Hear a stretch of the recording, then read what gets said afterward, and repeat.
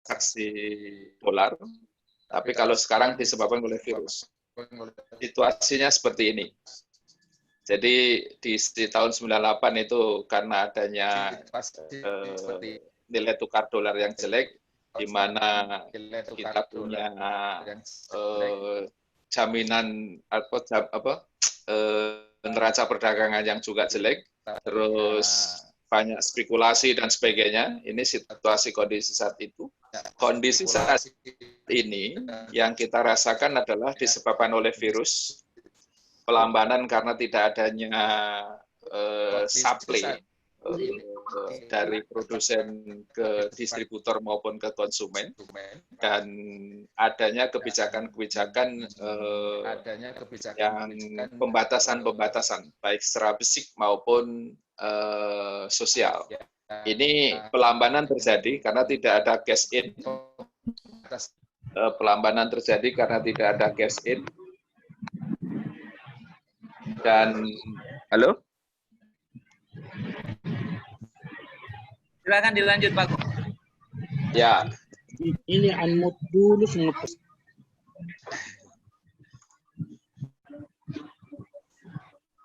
Ini screen-nya juga hilang-hilang ya? Hilang-hilang, betul. Ini Wi-Fi-nya tidak bagus nih di sini. Memang lagi up and down Wi-Fi-nya di Bekasi. Saya sudah komplain tapi masih terus jadi. Nah, ini kondisi perbandingan tahun 98 sampai tahun 2020. Saya nggak akan jelaskan lebih panjang.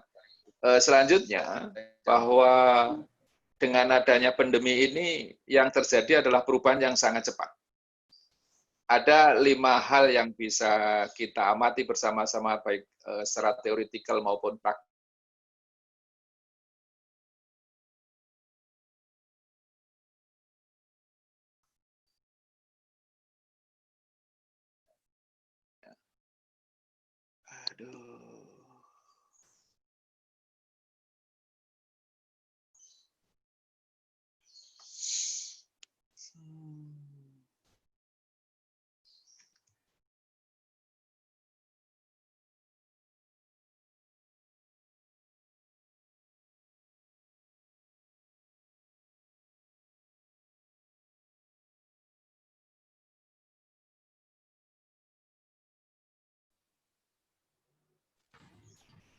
Iya, Pak Agung.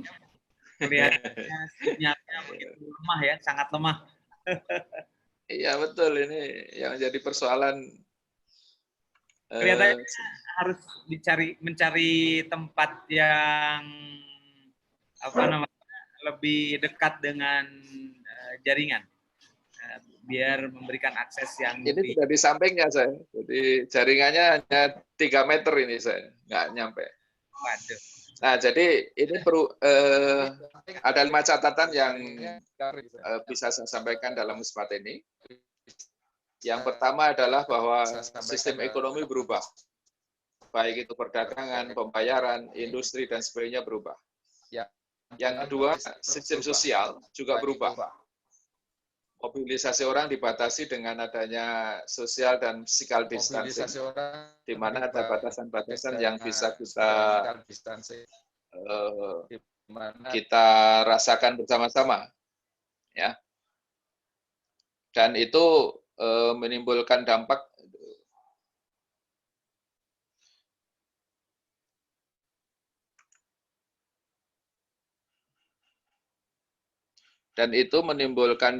yang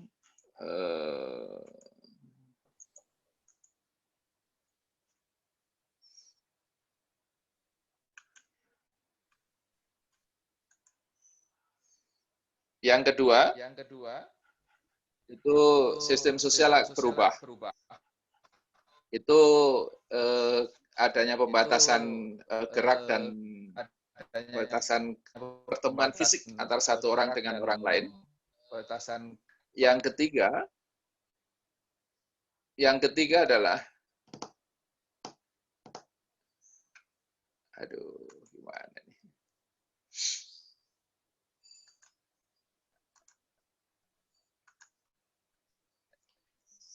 Yang ketiga adalah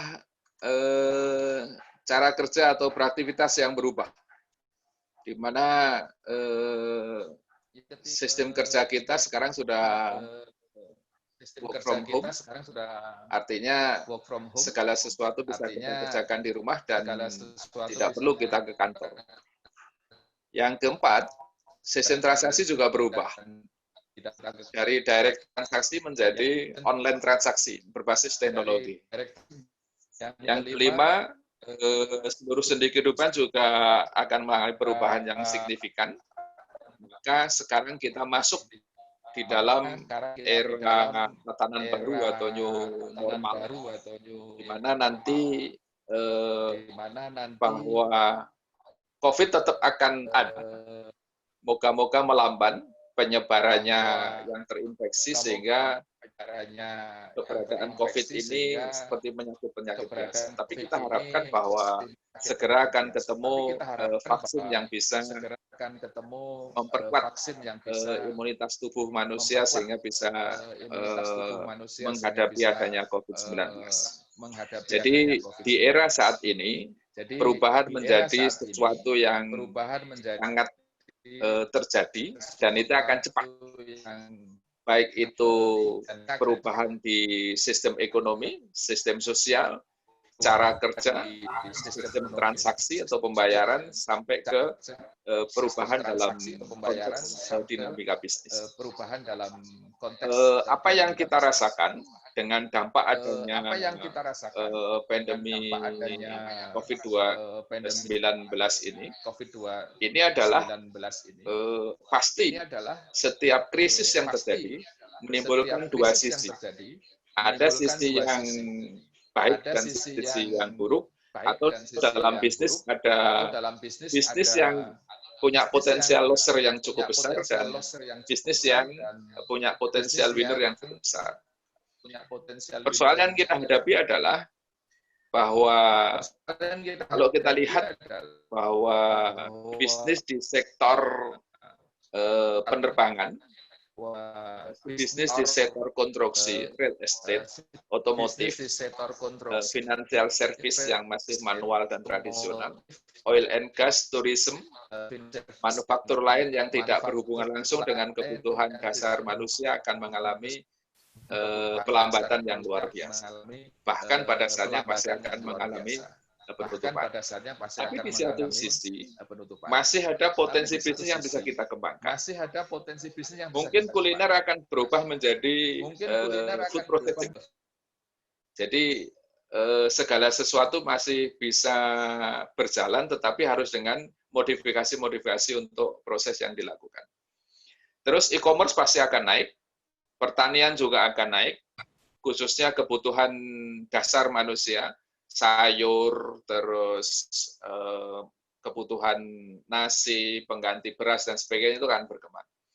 ICT juga akan berkembang, medical supply and services akan berkembang, tetapi nanti ke sistem online. Mungkin pada saatnya nanti sebentar lagi aplikasi Halodoc akan tumbuh dengan cepat.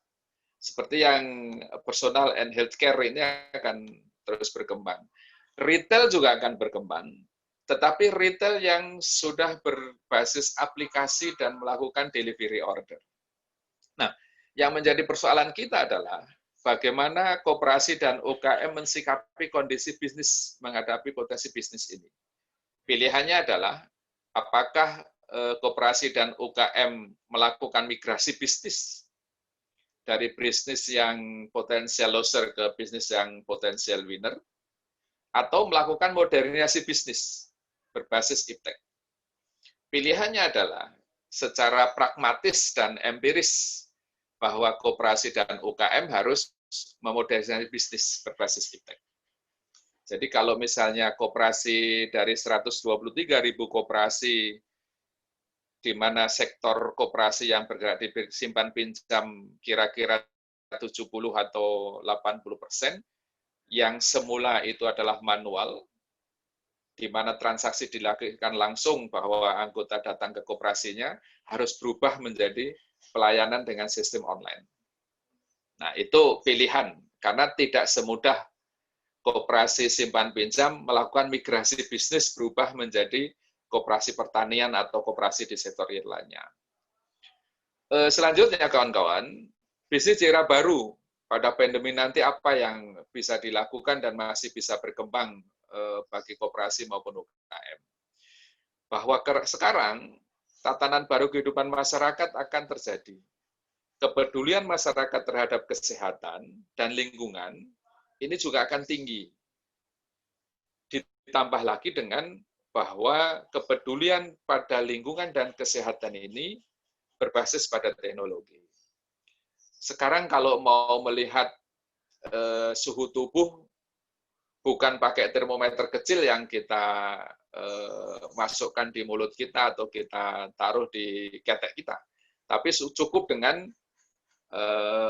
aplikasi atau cukup dengan teknologi yang sederhana dengan sensor di mana didekatkan dengan jidat manusia sudah bisa ketahuan bahwa berapa besarnya suhu tubuh yang dimiliki oleh seseorang. Itu menghadapi tatanan baru kehidupan masyarakat. Jadi masyarakat akan berubah, bisnis pasti akan mengalami perubahan. Yang kedua adalah migrasi sistem bisnis. Sekarang kita harus berpikir bahwa pola model strategi baru bisnis harus dilakukan. Dari manual ke teknologi, dari tradisional ke modern, dari direct ke online system. Sehingga nanti bisnis yang memberikan delivery order akan terus berkembang, dan itu tidak akan melambat, tetapi akan mengalami pertumbuhan yang cukup signifikan. Selanjutnya, ini kedua adalah karena adanya non-physical and direct transaksi. Karena adanya non-physical dan direct transaksi, maka service delivery online dan fintech akan tumbuh berkembang. Ini tantangan bagi koperasi dan UKM, bahwa pada saatnya nanti atau mulai sekarang harus berpikir bagaimana pemasaran dilakukan secara online. Kalau tidak mampu membeli aplikasi, minimal harus punya smartphone yang bisa memasarkan melalui media sosial. Nah, kalau koperasi sebagai sebuah organisasi tentu harus melakukan migrasi dari sistem manual ke sistem yang sudah berbasis pada aplikasi dan sudah online. Bapak-Ibu sekalian dan teman-teman semua, yang keempat, bahwa interkoneksi semua elemen akan terjadi. Seluruh stakeholder kehidupan manusia, baik itu ekonomi, sosial, budaya, pemerintahan, dan semua elemen organisasi kemasyarakatan akan terkoneksi tanpa sekat. Karena kebutuhan manusia harus tetap dilayani, dan itu harus dilakukan pelayanan publik oleh organisasi bisnis maupun oleh organisasi pemerintahan. Pada saatnya nanti mungkin mencari SIM tidak perlu praktek secara langsung di lapangan gitu, di Mapolres. Cukup dengan menggunakan sistem aplikasi di mana pencari SIM bisa melakukan simulasi untuk mengendarai sepeda motor maupun mobilnya. Yang kelima, orientasi baru produk manufaktur dan servis. Yang sekarang harus berpikir bagaimana produk dan jasa ini lebih menekankan nilai-nilai kemanusiaan atau humanis, berbasis pada ilmu pengetahuan dan teknologi, dan harus berpikir tentang substansi atas kebutuhan produk dan servis atau jasa itu, serta fungsi yang penting bagi kehidupan manusia. Contoh misalnya, kalau kita menghasilkan produk makanan, maka sudah nanti harus ditakar dengan berapa di dalam menu itu komponen yang karbohidrat, komponen yang protein, komponen yang kepentingan lain bagi imunitas tubuh manusia. Ini ke depan harus berpikir seperti itu, tidak bisa lagi berpikir bahwa produk yang penting kita menghasilkan sebuah produk yang nanti akan dibeli oleh masyarakat. Tidak. Masyarakat pada dasarnya akan melakukan perubahan atas pilihan, di mana kepentingan dasar untuk kesehatan, meningkatkan imunitas tubuhnya, dan memberikan manfaat bagi meningkatkan kapasitas kemampuan fisiknya, ini akan menjadi pilihan. Pada dasarnya juga akan berpikir bahwa para pelaku usaha juga akan melakukan perubahan. Nah, yang keenam, daya adaptif pada dinamika dan perubahan menjadi fundament bagi manajemen bisnis untuk skala usaha.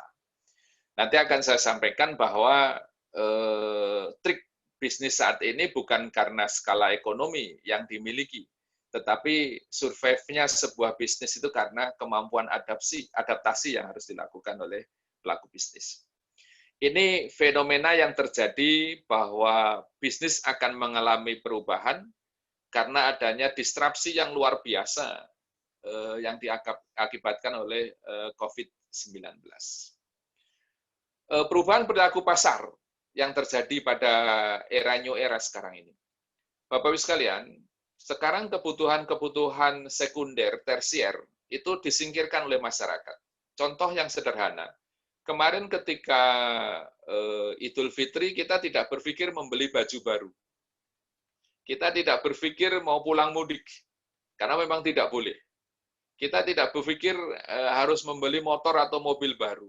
Tapi kita hanya berpikir untuk menyimpan, untuk menabung sisa dari pendapatan setelah dikurangi biaya-biaya kita, yang digunakan untuk memenuhi kebutuhan dasar kita, khususnya untuk kesehatan kita.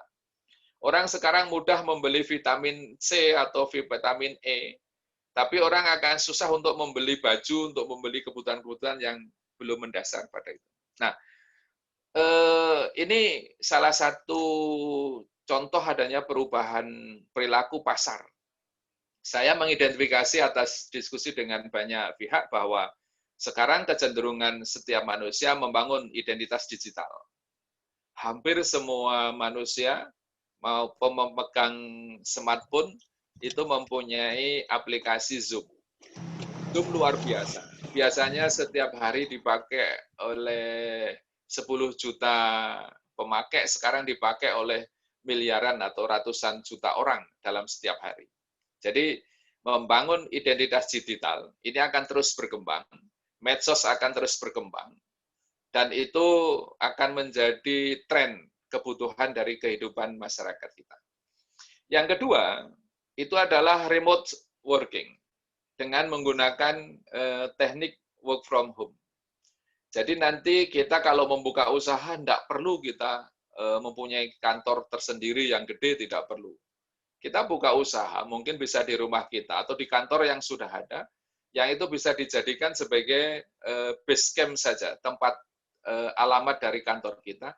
Tetapi pekerja kita itu berada di entah berantah, yang penting mempunyai jaringan komunikasi. Yang ketiga adalah mengurangi traveling atau business trip. Saya kira nanti hotel, transportasi, warung-warung yang berada di jalur transportasi akan mengalami penurunan yang luar biasa. Karena orang akan mengurangi perjalanan secara fisik, tetapi orang akan mudah untuk berkomunikasi, melakukan meeting, atau melakukan konferensi melalui aplikasi-aplikasi yang sudah tersedia, baik itu seperti Zoom, seperti Google Meet, dan sebagainya. Yang ketiga, dalam kebutuhan perubahan pasar yang terjadi, bahwa seluruh masyarakat membutuhkan Wi-Fi atau koneksi internet sepanjang waktu. Saya merasakan bahwa sudah 3 bulan lebih saya work from home, tidak pernah ke kantor, tidak pernah ke kampus, karena memang kampus di lockdown sama sekali, semua dipindahkan menjadi online. Ini sangat merasakan bahwa kebutuhan Wi-Fi dan internet connection-nya sangat penting. Kayak tadi, bahwa ketika Wi-Fi up and down, itu juga mengganggu komunikasi kita dalam webinar kali ini. Tapi alhamdulillah, moga-moga ini sudah mulai bagus. Itu perubahan yang keempat. Jadi kalau kita identifikasi, membangun identitas digital menjadi penting. Setiap masyarakat akan mempunyai media sosial, dan akan mempunyai media-media yang digunakan untuk komunikasi secara digital. Nanti bekerja melalui strategi atau melalui teknik work from home, bekerja dari rumah, mengurangi traveling atau business trip, dan koneksi internet menjadi kebutuhan sepanjang hari. Yang kelima adalah kesadaran terhadap kesehatan dan lingkungan. Setiap hari yang biasanya seminggu 2-3 kali makan suplemen multivitamin, sekarang setiap hari harus memakan itu. Karena itu kesadaran kita untuk menjaga imunitas tubuh kita. Yang keenam, bahwa kecenderungannya dengan model work from home, dengan kebutuhan koneksi jaringan internet, mengurangi traveling atau business trip, maka kecenderungan kita akan individualistik dalam konteks kita bekerja. Kalau saya sebagai pimpinan Dekopin, sebenarnya eksekutifnya ada sekretariat jenderal ke bawah. Tapi ketika dibutuhkan, saya tidak harus menunggu bahwa membuat konsep atau membuat surat harus mendisposisikan surat yang ada ke sekretaris jenderal baru nanti dikerjakan oleh anak buah sekretaris, yang tidak perlu. Jadi individu dalam konteks menyelesaikan pekerjaan dan tugas yang menjadi beban masing-masing individu. Tetapi di sisi lain, itu juga akan membangun humanisme. Yang dulu jarang ketemu dengan anak-anak karena pekerjaan pagi berangkat, malam baru pulang. Sekarang setiap hari kita di rumah saling bisa berkomunikasi untuk membangun kebersamaan dalam satu. Jadi kembali ke dalam menjadi sangat penting melihat fenomena untuk pengembangan diri dan keluarga kita ke depan. Yang ketujuh adalah merasa rentan karena kehilangan pekerjaan. Bahwa terjadi pemutusan hubungan kerja akibat COVID ini luar biasa. Di beberapa koperasi yang pernah saya tanya dan saya menjadi anggota di situ, yang semula NPL-nya kisarannya 4-5%, dalam situasi sekarang ini langsung naik menjadi 14-15%. Dan ini fenomena yang bukan hanya di satu koperasi, mungkin di banyak koperasi yang akan merasakan itu. Nah, apa yang bisa kita simpulkan perubahan perilaku konsumen, ya, karena adanya tataran baru kehidupan sosial, ekonomi, dan negara, dan di situ perubahan keniscayaan yang harus kita lakukan. Kalau kita tidak melakukan perubahan, karena masyarakatnya berubah, konsumennya juga berubah, anggota koperasi juga akan mengalami perubahan. Kesimpulannya ada 5 hal, kalau kita lihat fenomena yang terjadi, bahwa sekarang ini kecenderungan kita akan melakukan keseimbangan antara kerja dengan kehidupan kita. Kita tidak hanya bekerja terus, tetapi kita membutuhkan adanya keseimbangan dengan bagaimana kita mengatur ritme kehidupan kita. Ritme istirahat, ritme untuk memperhatikan kehidupan keluarga dan sebagainya dengan tetangga dan sebagainya itu akan terjadi. Walaupun sekarang kalau kita lihat bahwa pelaksanaan work from home itu lebih panjang waktu kita bekerja dibandingkan kalau kita bekerja di kantor atau di office. Kalau di office jam 8 sampai jam 5, kalau work from home bisa jam 7, jam 8 masih ada rapat meeting melalui Zoom dan sebagainya. Yang kedua adalah kesadaran akan digital atau virtual. Itu semakin tinggi. Jadi saya kira di era pandemi ini kalau nanti ada survei bahwa kebutuhan akses internet saya kira akan naik. Bahwa sekarang ini data tahun 2019 ada 174 juta masyarakat Indonesia yang sudah mendapatkan akses internet, saya kira akan naik dahsyat itu. Itu yang kedua. Yang ketiga adalah kesadaran akan kesehatan, sangat penting ini, karena semua orang akan berpikir bahwa kesehatan segala-galanya dibandingkan dengan kalau kita menderita sakit. Karena lebih mahal harganya kalau kita sakit dibanding kita sehat.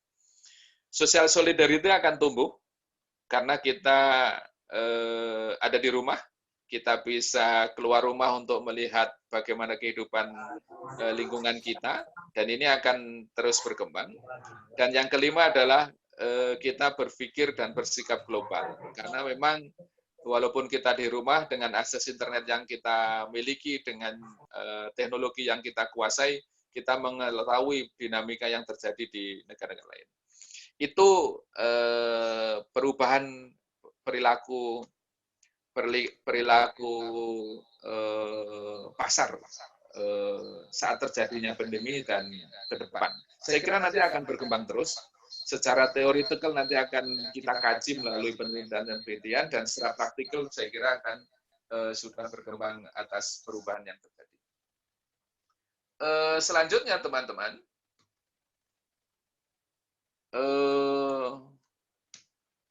nah, di era saat ini, interkoneksitas dan teknologi menjadi perekat semuanya.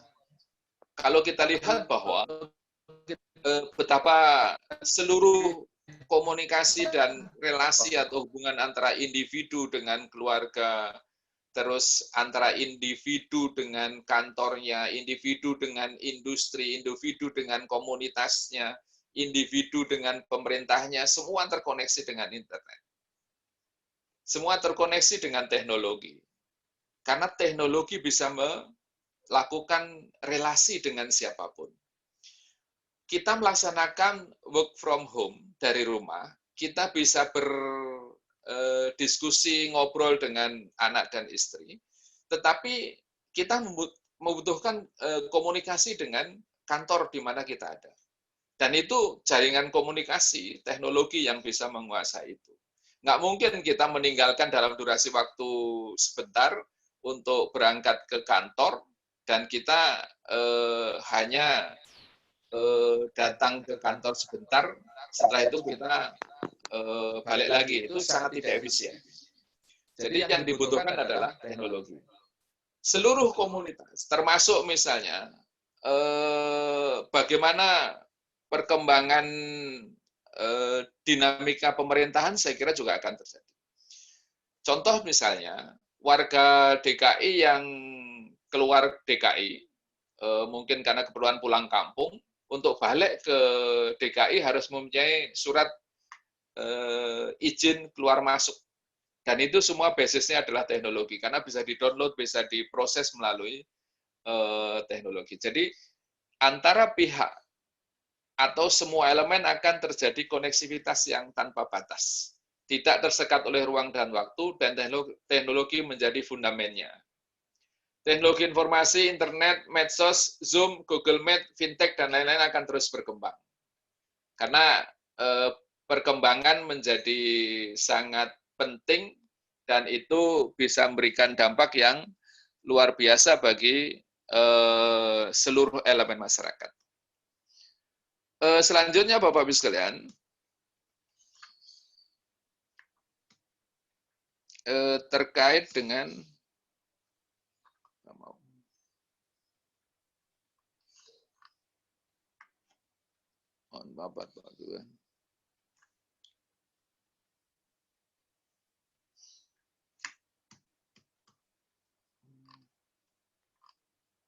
kenapa ini nggak mau?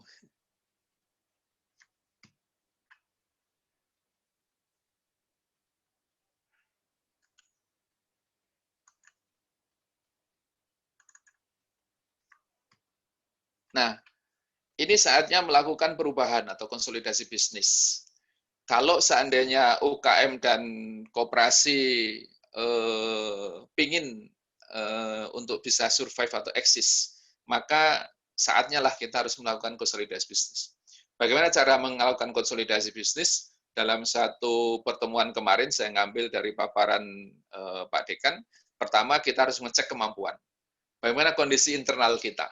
Bagaimana kemampuan finansial kita, bagaimana sumber daya kita, bagaimana proses dan sistem bisnis kita, di mana kita tidak bisa memaksa karyawan untuk bisa masuk, berarti harus dirubah proses dan prosedurnya, bahwa karyawan harus punya target tertentu untuk bisa bekerja dari rumah, bagaimana sistem upset-nya itu harus kita lakukan perubahan. Di eksternal, apa kesempatan yang ada? Bagaimana peluang pekerjaan yang ada? Bagaimana kerjasama dengan kompetitor atau apakah kita akan kerjasama dengan kompetitor? Pilihan-pilihan yang bisa menjadi catatan kita bersama. Terus yang kedua, bagaimana kita harus mengelola karyawan? Bagaimana mengelola pemegang saham? Bagaimana kita mengelola stakeholder kita, baik itu supplier, distributor, konsumen, dan sebagainya. Semua pihak yang terkait dengan bisnis kita. Bagaimana customer kita, bagaimana regulator, pasti akan melakukan perubahan. Contohnya misalnya, saat ini di era pandemi, bahwa pemerintah mempunyai insentif pajak, di mana pajak UKM dan koperasi diturunkan lagi. Atau PLN juga memberikan insentif untuk pembayaran, dan sebagainya. Jadi, kita harus mengelola itu. Karena kalau kita tidak kelola, kita juga akan keliru dalam mengambil kebijakan. Terus kita juga harus memelihara tentang harapan. Kita harus mempunyai persepsi bahwa kita harus bisa menghandle kesemuanya itu. Dan kita harus berpikir bahwa kita harus membangun bersama-sama dan kita akan mencapai keberhasilan pada saatnya nanti. Yang sangat penting adalah bagaimana kita mengelola untuk go internet. Karena semuanya akan berubah dan internet menjadi bagian penting. Jadi kalau beberapa waktu yang lalu bahwa yang menguasai teknologi internet atau bagaimana Internet of Things itu hanya generasi milenial, saya kira semua generasi sekarang harus go ke internet. Renegosiasi juga harus kita lakukan. Ya, dengan pelambanan bisnis, kita harus renegosiasi dengan waktu yang jelas, kapan kita bisa merenegosiasi dengan kredit kita, bagaimana kita merenegosiasi dengan supplier kita, dengan distributor kita harus lakukan. Dan itu harus kita maintain secara kontinu, secara fleksibel. Karena kalau tidak kita lakukan pendekatan, kita tidak lakukan negosiasi, kita harus mengurangi beban-beban yang tidak berguna, kita akan tertinggal. Dan fleksibilitas menjadi sangat penting dalam kondisi yang seperti ini. Bagaimana yang terakhir untuk menyiapkan recovery, bahwa setelah pasca pandemi ini bisa terjadi akan ledakan order. Contoh sekarang misalnya, sekarang orang pada menahan diri untuk tidak keluar. Begitu mal dibuka, biasanya di situ dengan kapasitas terbatas, begitu mal dibuka, orang semua akan datang ke mal untuk bisa membeli sesuatu yang semula ditahan, sekarang sudah berani dia untuk membeli sesuatu. Mungkin bisa terjadi ya hal seperti itu. Terus bahwa bagaimana era pasca pandemi, saya kira fenomena yang akan terjadi yang bisa kita diskusikan. Nah, Bapak-Ibu sekalian, bagaimana kita melakukan perubahan di era pandemi ini dan menyongsong era baru, yang normal baru yang pada saatnya nanti akan kita lakukan. Ini gambaran bahwa organisasi bisnis harus berubah. Ada 5 hal yang dirubah dalam usaha kita atau dalam organisasi kita. Pertama, dari struktur organisasi harus kita rubah. Sistem informasi dan komunikasi kita juga harus kita rubah. Proses dan sistem bisnisnya juga harus kita rubah. Yang semula misalnya masih manual harus menggunakan IT system. Sistem controlling juga yang semula manual harus kita rubah dengan cara kerja yang berbasis pada aplikasi. Workflow dan prosesnya juga kita rubah. Siapa yang harus masuk minggu ini, siapa yang harus istirahat, kerja di rumah karyawan, itu juga semua akan mengalami perubahan. Yang penting, Bapak-Ibu sekalian, bahwa budaya dan manusia yang ada di bisnis itu juga harus berubah. Karena tidak mungkin perubahan struktur organisasi, sistem informasi dan komunikasi, dan proses atau sistem bisnis kita kalau kita tidak mempunyai atau tidak mampu meningkatkan kapasitas orang dan merubah budaya. Ini pekerjaan yang sangat berat kesemuanya ini. Kalau di kalangan gerakan koperasi, ditambah lagi dengan back to basic pada prinsip-prinsip koperasi. Karena di new normal, era baru nanti pasca pandemi, pasti manajemen organisasi akan berubah. Contoh misalnya, di sistem informasi dan komunikasi, bagaimana jalur komunikasi harus kita rubah. Ya. Bagaimana dialog antara pimpinan dengan bawahan atau antara pimpinan dengan pimpinan harus dilakukan. Dan bagaimana konflik bisa diselesaikan. Ya. Karena contoh misalnya, kalau ada satu bagian dalam kantor di mana ada sistem kerja satu bagian bekerja di kantor dan satu bagian kerja di rumah secara bergantian, ini pun juga bisa menimbulkan konflik. Contoh bahwa ada yang tidak bisa, ada yang bisa, ini pun juga akan terjadi. Jadi era perubahan ini di organisasi kita akan mengalami perubahan, dan ini juga harus merubah tentang visi baru dari bisnis kita, strategi baru, sehingga kalau ini usaha organisasi koperasi, maka akan ada new co-op reality, bahwa ada branding baru, koperasi berubah dalam konteks organisasi karena menghadapi new era ini. Yang terakhir, Bapak Ibu sekalian, bagaimana kita menyiapkan bisnis 5.0 atau hybrid business. Ya. Jadi sebenarnya hybrid business ini adalah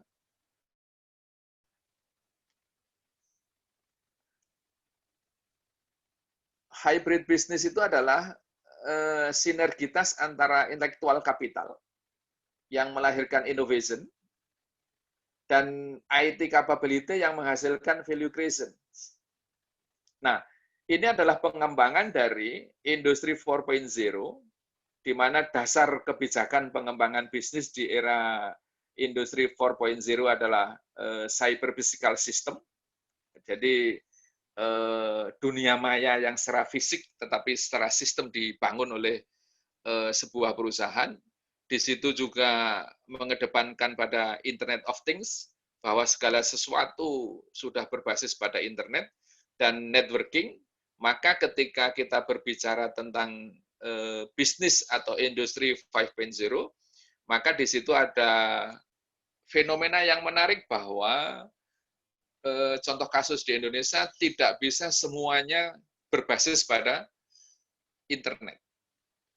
Bahwa komunikasi individu pertemuan masih dibutuhkan, maka di dalam era bisnis 5.0 ini adalah menggabungkan kemampuan intelektual kapital untuk bisa menghasilkan inovasi baru, di mana intelektual kapital ini harus dibangun oleh sebuah tim yang saling terpadu sehingga menghasilkan inovasi-inovasi baru baik dalam produk maupun jasa. Dan basis internet informasi teknologi, kemampuan menguasai IT akan ditunjang untuk menghasilkan ciptaan baru yang lebih bermanfaat dan lebih dibutuhkan oleh konsumen.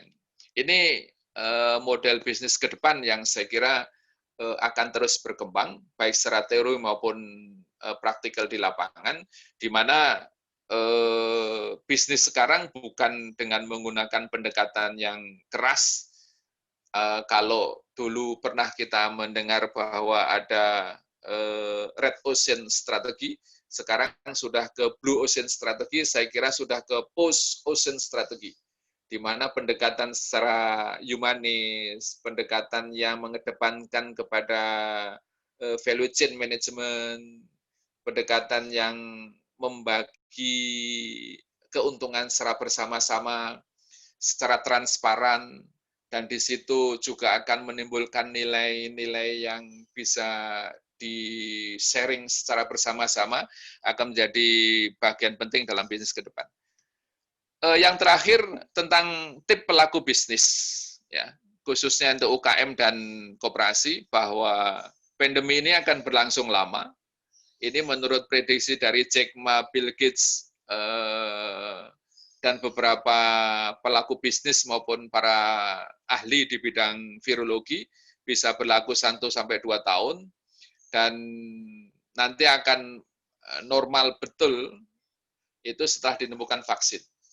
Tapi vaksin yang dibutuhkan oleh semua manusia di bumi untuk menghindari COVID ini juga terbatas sehingga nanti mungkin akan membutuhkan waktu yang lama untuk bisa mendapatkan vaksin. Yang kedua, bisnis yang terjun bebas harus mencari model bisnis baru, new survive model. Karena kalau bisnis misalnya kayak hotel turun bebas, contoh misalnya Siloam, maka bukan Siloam, contoh misalnya hotel terjun bebas bisnisnya, maka ada beberapa hotel yang dirubah menjadi rumah sakit. Ini sebuah terobosan model bisnis baru yang harus dilakukan. Karena daripada idle, membebani secara operasional yang tidak sedikit, maka disuit menjadi hotel menjadi penting karena kebutuhan akan kesehatan menjadi sangat mendasar. Yang ketiga, bisnis yang booming harus branding dan soft selling. Yang tadi saya katakan, lebih humanis, lebih melakukan pendekatan manusiawi, lebih care terhadap kepedulian sosial, lebih care terhadap kepada kesehatan. Karena kalau tidak, juga akan ditinggal. Contoh misalnya, kalau kita punya nomor telepon Telkomsel, di situ ditulis bahwa stay at home menjadi penting. Telkomsel still at home. Itu juga bentuk dari branding baru bahwa Telkomsel sangat peduli pada kesehatan pelanggannya. 4, bisnis yang bisa survive bukan yang besar, ini yang penting. Bisnis yang bisa survive bukan yang besar, bukan yang kecil atau bukan yang menengah, tetapi yang bisa beradaptasi. Contoh, kita gunakan teori Darwin sajalah, bahwa dinosaurus sudah mati, tetapi hewan-hewan yang survive sampai hari adalah mereka yang bisa beradaptasi. Contoh misalnya buaya dan sebagainya itu bisa beradaptasi sehingga bisa masih kita lihat sisa hewan purba yang sudah punah sebagian. Yang kelima, hadapi kenyataan, fokus apa yang harus dilakukan, dan bantu orang lain. Kepedulian sosial menjadi penting. Yang tadi saya katakan di muka bahwa selain global, selain virtual dan digital, tetapi social solidarity menjadi penting. Karena kehidupan ini ternyata harus kembali bahwa kita berada dalam lingkungan manusia-manusia yang saling membutuhkan. Yang keenam, upgrade diri dan beralih dari offline menjadi offline selling. Nah, ini pelaku bisnis UKM khususnya dan pelaku bisnis koperasi, ini suka tidak suka pengurus koperasi harus mengupgrade kapasitas diri, sehingga yang semula gaptek menjadi sangat familiar dengan teknologi. Semula masih manual berubah menjadi online. Melayani simpanan pinjaman anggota, cukup dengan anggota tidak perlu datang ke koperasi, cukup dengan handphonenya sudah bisa bertransaksi. Ini lompatan-lompatan bisnis harus dilakukan. Yang terakhir adalah segala sesuatu akan berubah. Karena apa? Akan datang sistem baru. Bapak Ibu sekalian, pelaku UKM dan koperasi, khususnya koperasi, bahwa kita sudah tertinggal jauh dibandingkan pelaku bisnis yang lain. Kalau kita lihat rata-rata bahwa ada 123.000 unit koperasi, ternyata yang sudah berbasis aplikasi teknologi itu baru kira-kira 13%.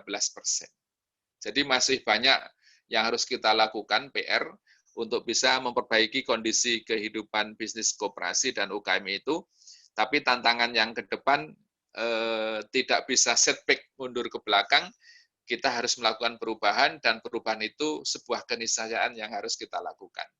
Sekali lagi, bisnis yang bisa survive, yang bisa berkembang, bisa berlangsung dan tumbuh, itu bukan bisnis yang besar atau bisnis yang kecil, tetapi bisnis yang mampu melakukan adaptasi atas perubahan. Konsumen sudah berubah, kita harus melakukan perubahan atas servis atau produk yang diberikan kepada konsumen. Saya kira itu, teman-teman. Terima kasih. Kurang lebihnya mohon maaf. Akhirul kalam, wassalamualaikum warahmatullahi wabarakatuh. Assalamualaikum warahmatullahi wabarakatuh. Terima kasih Pak Agung. Pemantik yang luar biasa detail. bisa kita mencerna satu sama lain. Dan perlu mungkin nanti catatan-catatan, silakan bagi yang punya pertanyaan sebagainya, silakan di chat di grup, nanti kita akan bahas bersama dengan para narasumber. Selanjutnya kita akan bergeser ke Pak Arsyad. Halo, tes. Pak Arsyad sudah ready kelihatannya nih, sudah standby nih. Oke, cek dulu bisa didengar, Mas. Oke. Halo, bisa didengar, Mas Fendi? Siap, clear ini. Clear ini, Pak. Oke, siap. Nah, sudah sangat bagus. Satu pertanyaan, lalu dilanjutkan dengan pemantik diskusi, Pak. Oke. Mengulang pertanyaan yang tadi ya. Siap. Kelihatannya nih, bukan jejak digital, jejak CV-nya ini kepanjangan jejak operasinya ketimbang jejak yang lainnya kan gitu ya. Nah, dari sejak kapan Pak bergabung di koperasi, kemudian kenapa hingga sekarang nggak pernah move on kelihatannya atau keluar dari ekosistem koperasi? Apa yang membuat Pak Arsyad sedemikian rupa bertahan di koperasi, dan apa saja kiat-kiat bagi teman-teman pemuda khususnya bagaimana kita sustain koperasi? Dan silahkan dilanjutkan dengan pemantik diskusi kita di siang hari ini. Terima kasih. Silakan, Pak. Bismillahirrahmanirrahim. Assalamualaikum warahmatullahi wabarakatuh. Yang saya hormat Mas Agung. Salam. Waalaikumsalam. Terima kasih. Yang saya hormat para senior, teman-teman pegiat koperasi, adik-adik mahasiswa, para dosen. Saya di sini mewakili pembelajar yang juga praktisi koperasi. Banyak orang bilang saya tersesat di jalan yang benar. Ya, menurut saya itu benar, bahwa koperasi adalah sebuah kebenaran, walau faktanya memerlukan sebagai upaya pembuktian empiris melalui trial yang berkelanjutan. Kalau ditanya, mengapa sampai hari ini saya belum move on dan tetap mencintai koperasi, sejujurnya saya melakukan pencarian. Apakah sebenarnya konsepsi atau cita-cita besar koperasi itu rasional atau tidak untuk diperjuangkan. Dan ranah yang saya pilih adalah ranah operasional. Sehingga saya melakukan pencarian metode lapangan dan kemudian mencoba men-trial beberapa gagasan dan mendengar para pemikir-pemikir di bidang koperasi dan kemudian mencoba menginterpretasikannya ke dalam tingkat operasional. Dan sampai hari ini pencarian itu belum selesai. Tetapi semakin lama mencari, koperasi ini menjadi semakin seksi dan semakin menarik untuk bertemu kesimpulan yang sebenarnya. Dan kesimpulan yang paling menggoda saya sampai hari ini di perjalanan sementara saya yang belum selesai adalah bahwa saya salah satu menggagas koperasi SHU 0. Itu sebuah bagian dari perjalanan, walaupun SHU 0 itu bukan mengharamkan SHU, tapi sebagai sebuah kalimat yang mungkin membuat orang tersentak, namun bukan berarti saya mau mengatakan SHU tidak 0 itu adalah sebuah keharaman, tetapi untuk mengembalikan, merefresh ingatan semua orang bahwa koperasi adalah tentang kumpulan orang. Karena perjalanan mengajarkan saya dan kemudian menggiring saya berkesimpulan untuk mendefinisikan koperasi secara sederhana, bahwa koperasi adalah kumpulan orang yang mencerdaskan secara ekonomi, sosial, dan budaya. Jadi kata kuncinya adalah mencerdaskan. Nah, outputnya adalah bahwa ada satu perbaikan pada orang sebelum berkoperasi dengan sebelum berkoperasi. Itu titik kuncinya. Maka di dalam menuju terbangunnya kecerdasan itu, maka pendidikan perkoperasian adalah kunci. Tantangannya adalah, nah ini tantangannya, bagaimana menginterpretasikan koperasi sebuah kumpulan orang yang tumbuh secara kuantitas maupun secara kualitas melalui pendidikan yang berkelanjutan dengan metode yang variatif, ini memiliki relevansi dengan pertumbuhan atau kelahiran dan pertumbuhan perusahaan yang dimiliki bersama itu. Itu PR besarnya di sana. Makanya di dalam perjalanan saya, akhirnya saya menyimpulkan bahwa kalau kita lihat sebuah realitas koperasi, ada 4 golongan. Yang pertama adalah dia mengakar secara organisasi, tapi belum besar secara perusahaan. Yang kedua adalah belum mengakar secara organisasi, tetapi besar secara perusahaan. Yang ketiga adalah mengakar secara organisasi, tetapi belum besar secara perusahaan. Yang keempat adalah tidak mengakar, dan perusahaannya pun tidak besar. Yang keempat inilah yang biasa kita sebut dengan koperasi papan nama. Jadi kalau ditanya simpulnya, mengapa sampai hari ini saya masih berada di koperasi? Ya, saya pengen menemukan jawaban atas kepenasaran. Yang kedua, memang kemuliaan koperasi, bahwa berjamaah itu adalah sebuah kemuliaan. Namun, keberjamahan yang seperti apa yang membuat semua orang tetap ada dalam barisan, dan semua orang mau berkontribusi, dan semua orang merasa menjadi bagian lainnya. Di sini diperlukan kreativitas, dan koperasi tidak boleh berhenti pada satu cara. Saya pikir itu dulu jawaban saya. Om Pendi, saya bisa panggil Om, jadi saya susah merubahnya, Om. Siap. Nah, itu sangat menginspirasi kita semua, dan saya ingin persilahkan Arsyad untuk memberikan ilustrasi ataupun paparan untuk memantik diskusi dengan semua Bapak Ibu dan kawan-kawan sekalian di room kita siang hari ini. Oke. Saya silakan. Oke, baik. Para pejuang koperasi yang saya hormati, para guru, para senior, para dosen, dan teman-teman.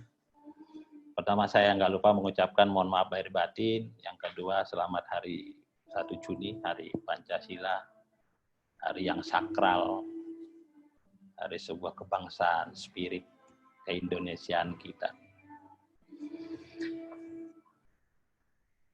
Hari ini kita memang tante corona, saya suka menyebut COVID itu dengan tante corona.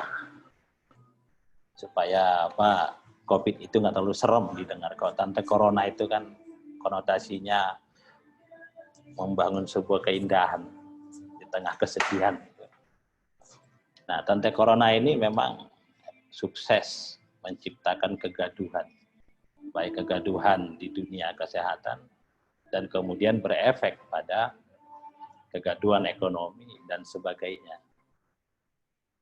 Maka karena saya seorang lebih banyak menjadi praktisi dan terbiasa dengan keadaan-keadaan yang tidak terduga, maka saya tetap mengambil posisi optimis dalam kepusingan yang luar biasa. Karena ciri orang lapangan begitu. Dia selalu optimis, bahkan kadang-kadang di nalar rasional susah. Apa dasar optimisnya nggak ketemu. Tetapi optimistik, saya yakini akan melipat gandakan energi dan memantik kreativitas dalam mensikapi sebuah keadaan, dalam hal ini adalah COVID-19. Ada dua hikmah besar yang saya pahami dari COVID-19 ini. Yang pertama adalah COVID-19 membenarkan satu definisi bahwa orang maju itu atau orang bergerak itu mayoritas dipaksa oleh keadaan dan hanya sedikit yang berdasar kesadaran sendiri.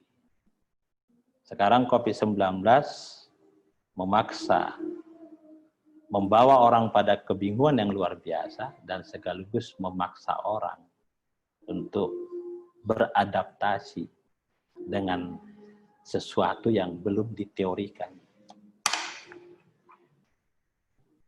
Nah, dalam hal ini, kalau kemarin kebetulan saya Ketua Dekopinda Kabupaten Banyumas, saya bersama teman-teman Karasi dan Banyumas, 5 kabupaten, Purbalingga, Banyumas, Cilacap, Banjarnegara, dan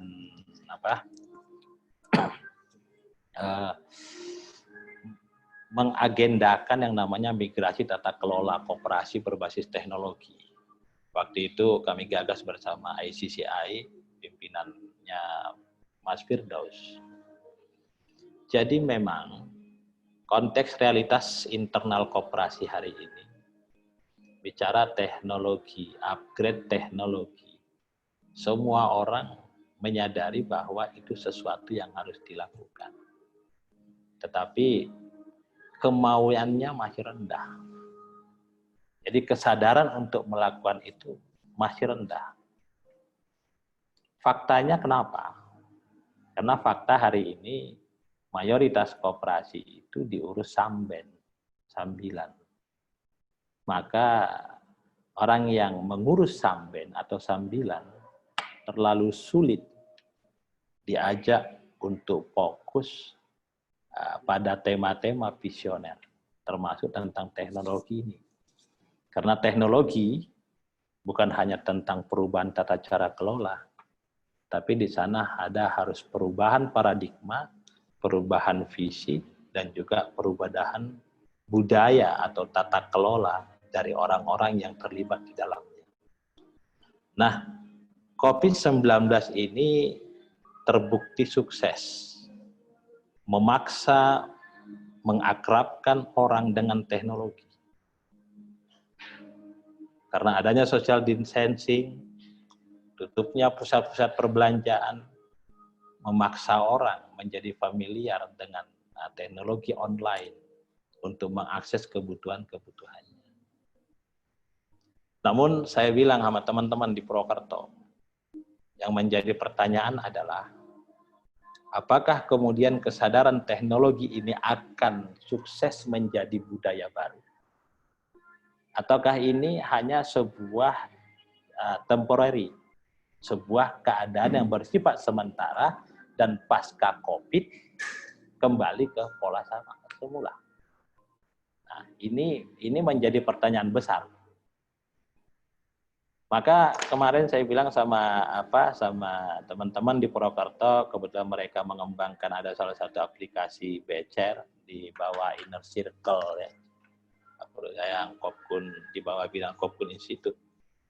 Saya katakan pada mereka bahwa ini harus dijawab dengan membangun kapasitas organisasi.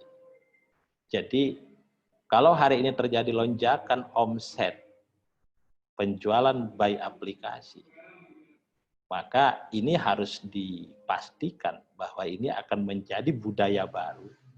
Maka lonjakan omset itu adalah sebuah lonjakan yang diyakini akan berkelanjutan. Nah, ini makanya pertanyaan besar saya adalah apakah ini akan menjadi habit baru ataukah ini menjadi temporal. Catatan kedua saya adalah ini tentang persoalan bahwa ternyata spirit kebersamaan Indonesia yang katanya sebagai akar budaya, kegotong royongan, terbukti efektif dan menyeruak ya di dalam aksi-aksi kemanusiaan, di di mana terjadi aksi-aksi kepedulian terhadap mereka yang kemudian hari ini kehilangan mata pencarian, atau kemudian mereka yang rajin bekerja tetapi katakanlah tidak ada pembelian atau tidak ada pemakaian seperti bisnis transportasi. Ternyata kepedulian masyarakat ini teruji dan efektif mengurangi beban pemerintah dalam mengatasi persoalan-persoalan seperti kelaparan dan kemiskinan. Maka kemarin waktu saya diskusi sekitar 2 hari lalu sama Mas Firdaus, pertanyaan saya sama Mas Firdaus saat itu adalah, bisakah kebersamaan ini dikonversi menjadi faktor yang mengakselerasi tumbuhnya koperasi? Ini PR besar. Tapi faktanya dalam hal-hal bersifat kemanusiaan, kebersamaan itu bisa. Padahal kebersamaan, kegotong royongan ini adalah jiwa dan spiritnya koperasi. Makanya kalau itu kebersamaan gotong royong, baik yang terorganisir maupun pribadi, artinya masyarakat kita memiliki spirit dasarnya itu masih ada pada mereka. Maka tantangannya mengkonversinya ke dalam semangat berkoperasi, ini tantangan orang-orang koperasi. Karena kalau ini bisa dikonversi, ini bukan saja menumbuhkan orang di koperasi secara kuantitas, tetapi ini menjadi angin segar bagi koperasi membangun lompatan karya dengan semakin banyaknya orang-orang di dalam. Itu dua hal hikmah yang saya lihat dan memiliki relevan dengan koperasi terhadap fenomena COVID-19 ini. Nah, tentang adanya new normal, di mana ada jaga jarak dan sebagainya. Jadi new normal adalah sebuah bentuk pensikapan yang mencoba mendorong kembali putaran ekonomi berlangsung sehingga masyarakat daya belinya hidup kembali, maka secara makro putaran ekonomi akan berjalan kembali. Memang saya sepakat dengan Mas Agung, harus ada perubahan tata kelola, perubahan persepsi, perubahan sistem. Tapi yang menarik adalah, ini ada menariknya, angka statistik anggota koperasi cukup menarik. Tetapi pertanyaan mendasar secara mikro yang hari ini sangat sulit menjawabnya adalah, adakah statistik anggota koperasi itu merepresentasikan customer loyalnya koperasi? Karena hari ini koperasi masih kesulitan menjadi tuan rumah di negerinya sendiri. Koperasi memiliki toko, ternyata anggota berbelanja di tempat yang lain. Koperasi memiliki simpan pinjam, anggota meminjam di koperasi tetapi menabung di tempat yang lain. Nah, ini merupakan sebuah, kalau saya membacanya, ini sebuah dampak dari lemahnya efektivitas pendidikan yang diselenggarakan oleh koperasi. Di samping, masih banyak koperasi yang memiliki persoalan mewujudkan sebuah nilai tambah yang nyata, sehingga setiap anggota bisa merasakan nilai beda, apa bedanya dia memenuhi kebutuhannya di koperasi atau di tempat lain yang menawarkan hal yang serupa. Karena bagaimanapun harus disadari, manusia hakikatnya adalah manusia ekonomis. Dia akan mencari mana yang lebih menguntungkan baginya. Maka tantangan di koperasi tadi seperti saya yang katakan adalah bahwa bagaimana memastikan jumlah anggota itu adalah sama dengan customer loyal koperasi. Jika tidak, maka angka itu tidak bermakna apa-apa. Dan saya yakin itu justru menjadi beban. Kenapa? Karena dalam tinjauan operasional, saya sering bilang sama teman-teman seperjuangan, berkoperasi itu adalah bergerak bersama. Maka yang memilih diam akan menjadi beban bagi yang bergerak. Nah, ini menjadi PR besar bagi koperasi, bagaimana mengefektifkan pendidikan, meningkatkan pemahaman yang berujung pada lahirnya keberpihakan. Di sisi lain, tawaran-tawaran layanan yang diselenggarakan koperasi itu dipastikan memiliki nilai lebih, sehingga anggota selaku manusia ekonomis merasa koperasi adalah tempat pemenuhan kebutuhan yang terbaik. Jadi singkatnya bahwa koperasi dan anggota seharusnya tidak berjarak. Jadi anggota seharusnya merasa bahwa koperasi selalu hadir dari apa yang dia butuhkan. Koperasi harus mampu menjadi media penjawab atas apa yang mereka butuhkan. Namun, dalam memahami ini bukan berarti koperasi bergerak sendiri, anggota bergerak sendiri. Artinya, perlu dicarikan formula bahwa anggota meyakini bahwa koperasi bekerja untuk mereka. Dan mereka pun, anggota tidak merasa justru koperasi memanfaatkan mereka. Karena ternyata besaran SHU itu tidak menjawab, belum tentu menjawab. Maka sering saya katakan, hari ini yang terjadi adalah hubungan transaksional antara anggota dengan koperasi. Dan saya katakan sering bahwa idealnya transaksi antara koperasi dengan anggota adalah transaksi subjektif. Transaksi yang dilandasi spirit kepemilikan. Transaksi yang didasarkan satu kesadaran bahwa apabila semua orang, semua anggota mengambil tanggung jawab membesarkan perusahaan koperasi, maka kemampuan koperasi menyajikan layanan yang lebih efisien bisa terbukti. Jadi tidak mungkin toko bisa menjual lebih murah tiba-tiba kalau anggota sendiri tidak mau berpartisipasi. Beda dengan logika kapitalis. Mereka membeli persediaan yang banyak, dan kemudian maka dia akan dapat diskon besar, kemudian dia bisa menyajikannya menjadi harga yang sangat murah dibanding yang lainnya. Kemudian, tema menarik juga hari ini adalah memang koperasi harus peka terhadap kekinian zaman. Hari ini zamannya sharing ekonomi. Hari ini zamannya bukan saling mengalahkan. Akan pesan. Ya, tapi bagaimana berkolaborasi. Ini koperasi harus mampu meyakinkan pada semua orang bahwa koperasi adalah tempat berkolaborasi yang menarik. Karena hari ini masih sulit kita menjawab apa relevansi antara koperasi dengan UMKM. Maksudnya begini, saya berimajinasi bahwa UKM-UKM itu ada di lingkar koperasi. Kemudian mereka berbincang apa yang mereka butuhkan.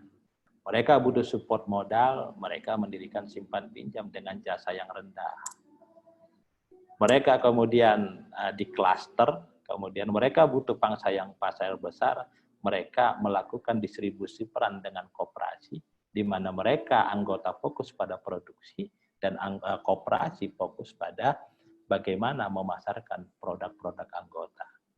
Jadi memang pada konteks anggota koperasi, khususnya koperasi produksi, pemasaran ini, maka perlu dibangun garis relevansi yang nyata antara apa yang dikerjakan koperasi dengan apa yang tidak dikerjakan koperasi.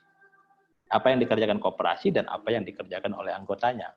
Maka dengan demikian, koperasi dan anggota keseharian aktivitasnya tidak berjarak, tetapi dua aktivitas yang saling berhubungan dan saling menggantungkan.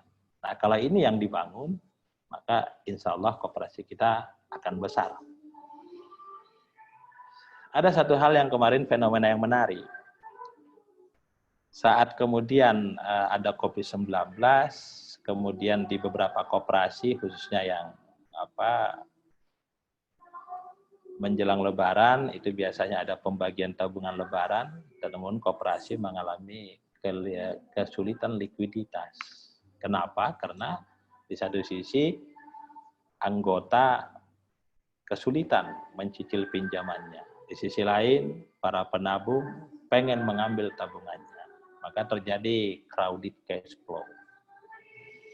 Saya kemudian berpikir kemarin, andai koperasi itu menganggota dalam artian mengakar, maka tidak seharusnya anggota itu kemudian berpikir sepihak hanya kepentingan dirinya.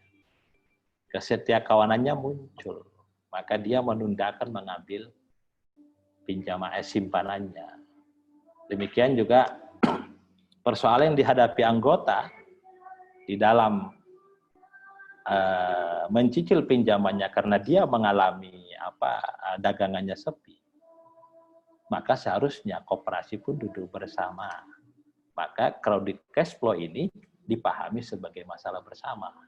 Bukan hanya masalah pengurus saja.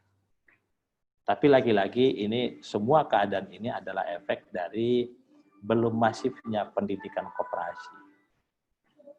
Baik dalam konteks memahamkan cara kerja kelembagaannya maupun konteks memahamkan anggota tentang apa, mengapa, dan bagaimana seharusnya berkoperasi. Jadi kalau kita kemudian bicara bisnis era kalau kemarin 4.0 sekarang 5.0, 5.0, kita mengcombine intelektual kapital dengan teknologi.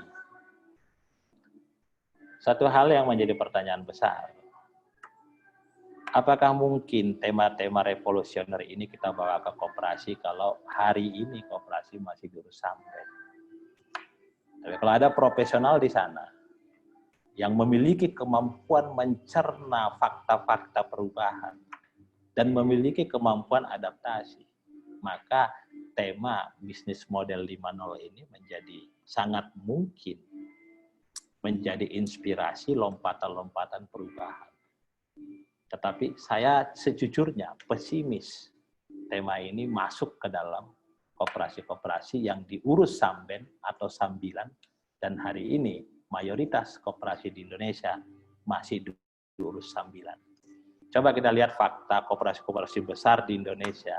Pasti di sana ada para profesional yang hadir, yang memiliki kemampuan mencerna realitas, yang memiliki visi koperasi ini akan dibawa kemana. Jadi ini PR besarnya, tapi apapun keadaannya bukan berarti kita menyerah. Koperasi tidak boleh berhenti pada satu cara. COVID-19 bukan membuat kita akan mati. Seperti kata Mas Agung, kita terima kenyataan ini. Saya tambahi, menerima kenyataan dengan ikhlas dan mensikapinya dengan cerdas. Karena saya tidak berpikir COVID adalah membuat kita berhenti melakukan, karena hidup harus terus berlanjut.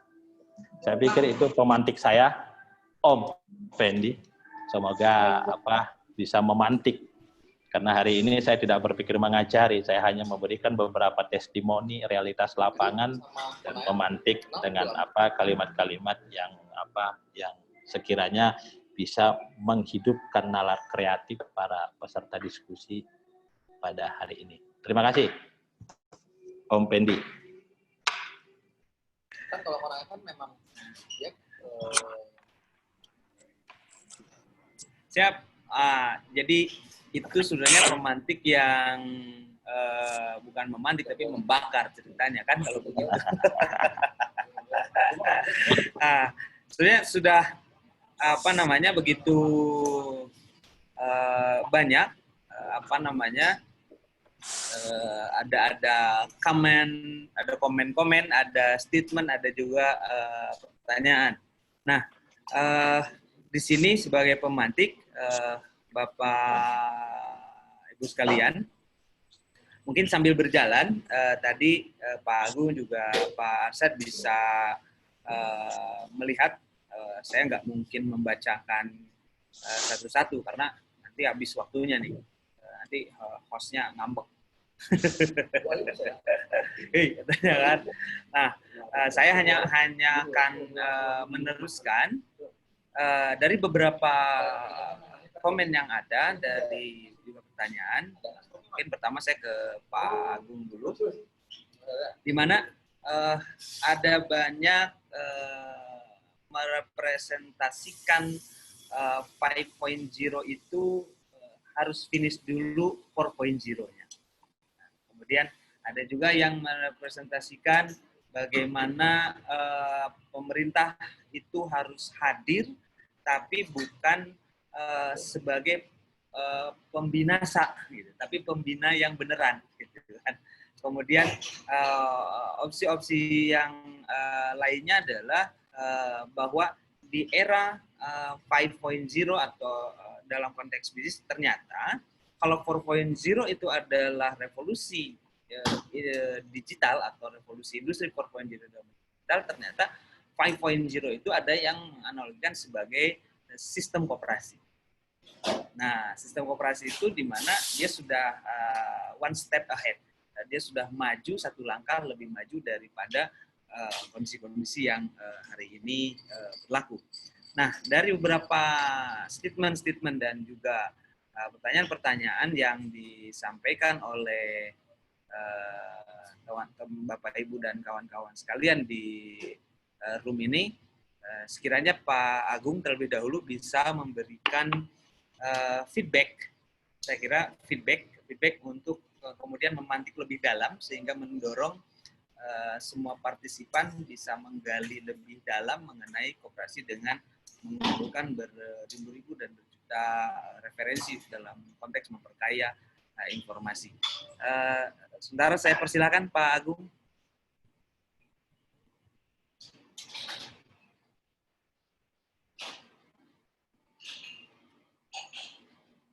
Pak Agung masih terhubung? Masih. Siap, silakan Pak. Oke, terima kasih. Ini banyak pertanyaan yang di chat ini. Ada Bu Evi, ada Bu Yanti, ada Bu Kenny, ada Mas Andriat yang menanyakan, ada Bu Sumiati ya, ada Bu Yanti yang dari Malang ini. Saya juga. Ada Mas Yusuf ya, ada yang Mas Yusuf. Ada Mas Yusuf, betul. Ada dari Palembang ini Mas Dadang Rusnandar ini. Banyak sekali yang menyampaikan masukan. Saya ingin mencoba untuk merangkum saja ini ya, Bapak Ibu sekalian. Yang pertama, pertanyaan menggelitik dari Mas Yusuf ini terkait dengan mitigasi kesiapan koperasi untuk bisa masuk di dalam era saat ini. Saya berpandangan bahwa suka tidak suka bahwa harus mengikuti era saat ini yang terjadi. Karena yang terjadi saat ini adalah realitas fakta, realitas kondisi yang koperasi dan usaha kecil harus masuk dalam dimensi kehidupan saat ini. Dimensi kehidupan saat ini berubah, maka kita harus mempunyai perilaku yang berubah. Kalau pelaku koperasi dan usaha kecil yang tadi disinggung oleh Pak Arsyad, saya setuju ini Mas Arsyad, bahwa pelaku koperasi ini semua masih dalam terminologi sampingan, belum menjadi profesional full. Ini tantangan yang terberat ini. Dulu ketika saya jadi pengurus koperasi mahasiswa juga pengen full di situ. Tetapi kan masih ada sisi studi yang harus diselesaikan.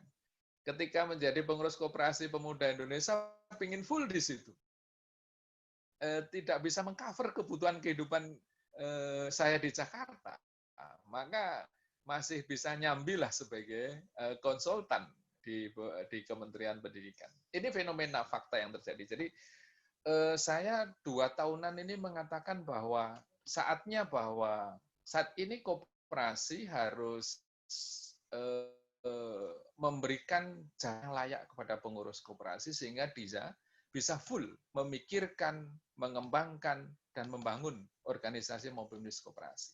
Sehingga kalau ketua koperasi di tingkat pusat samalah dengan misalnya gajinya itu dengan direksi BUMN lah.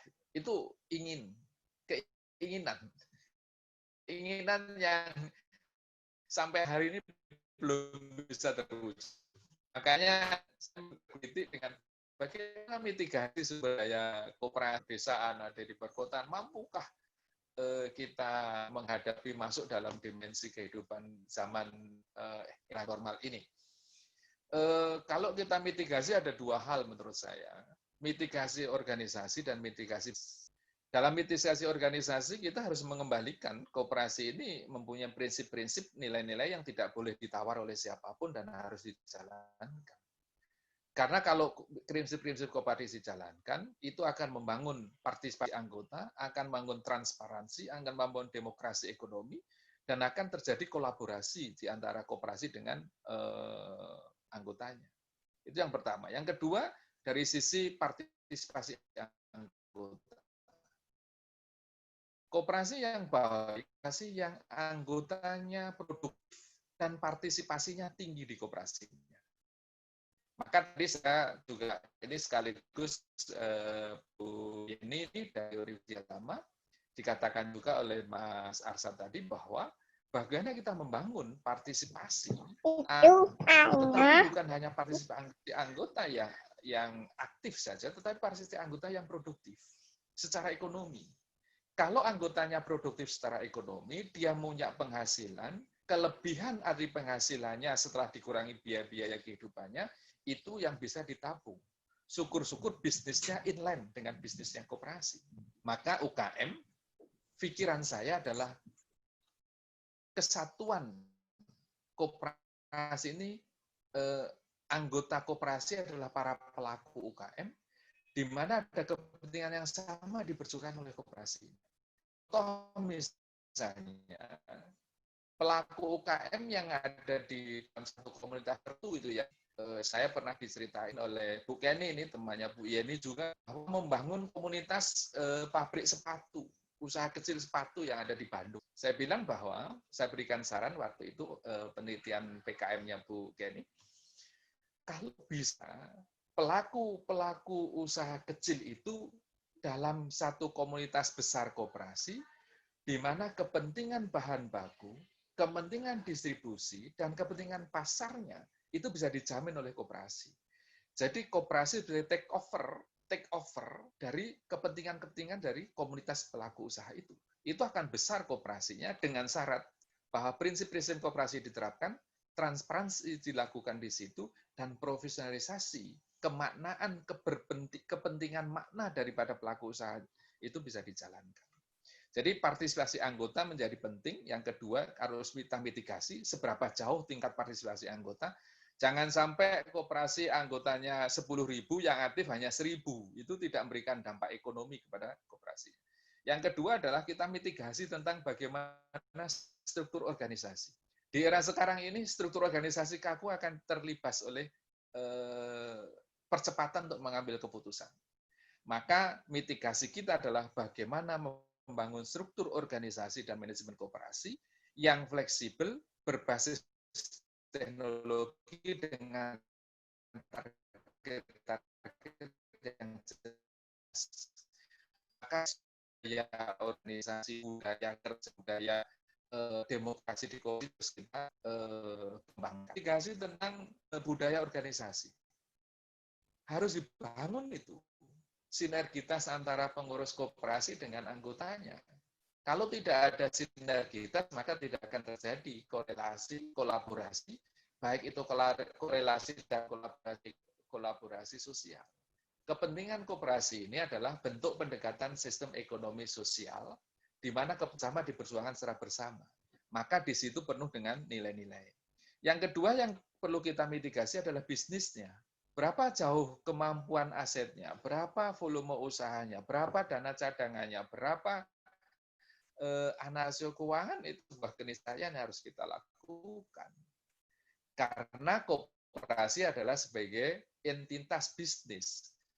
Bicara entitas bisnis, koperasi tidak beda dengan sebuah perusahaan yang harus dikelola profesional. Apa indikatornya? Indikatornya adalah perusahaan harus dijalankan. Manajemen, fungsi manajemen harus dijalankan. Sebidang manajemen juga harus, controller harus dijalankan dengan baik. Tetapi manajemen keuangan, manajemen SDM, manajemen pemasaran, manajemen produksi juga harus dijalankan secara optimal. Karena kalau tidak kita lakukan, ini tidak bisa menjadi sebuah trigger untuk bisa membangun koperasi. Apakah itu hanya dilakukan di kota saja? Tidak. Di kota juga harus dilakukan sesuai dengan kapasitas yang dimiliki oleh masing-masing pelaku koperasi. Dari Bu Evi juga kan bahwa dikatakan bisnis hybrid bisnis atau bisnis 5.0 adalah kreatif, benar, saya setuju. Bahwa ketika kita membangun intellectual capital yang bisa menelurkan inovasi dan kapasitas IT yang bisa membangun value creation, itu memang penuh kreativitas yang tinggi. Saya kira bukan ranahnya, bukan hanya miliknya generasi milenial, tetapi PNI ini sudah membuat kesadaran kita bersama, mulai dari anak-anak sampai dewasa, orang tua, bahwa kita harus kreatif, bisa mensikapi dan mensiasati, atau dalam bahasa bisnisnya, kita mampu mengadaptasi dengan situasi keadaan yang terjadi. Saya tambahkan di Bu Yeni tadi tentang bahwa UKM adalah, koperasi adalah rumah besarnya UKM. Tetap dasar adalah membangun kekompakan, kebersamaan, dan keluargaan. Ini yang tidak gampang, Bu, karena di pelaku UKM itu persaingan sangat sempurna. Padahal kalau kita masukkan di koperasi sebagai rumah besar, bahwa terjadilah adalah kekeluargaan dan kebersamaan, di mana harga ditentukan secara bersama-sama, keuntungan juga ditentukan bersama-sama dan dibagi secara bersama-sama. Ada dua hal tambahan saya di Bu Yeni. Pertama adalah koperasi sebagai sebuah nilai, karena koperasi ini adalah sebuah entitas bisnis yang syarat dengan makna, yang syarat dengan nilai. Di situ ada nilai keluargaan, di situ ada nilai kebersamaan, di situ ada nilai kekompakan, di situ ada demokrasi, bahwa tidak ada penumpukan salah satu anggota atau kelompok anggota terhadap komunitas yang lain dan sebagainya. Jadi di situ adalah bentuk badan usaha yang sangat egaliter.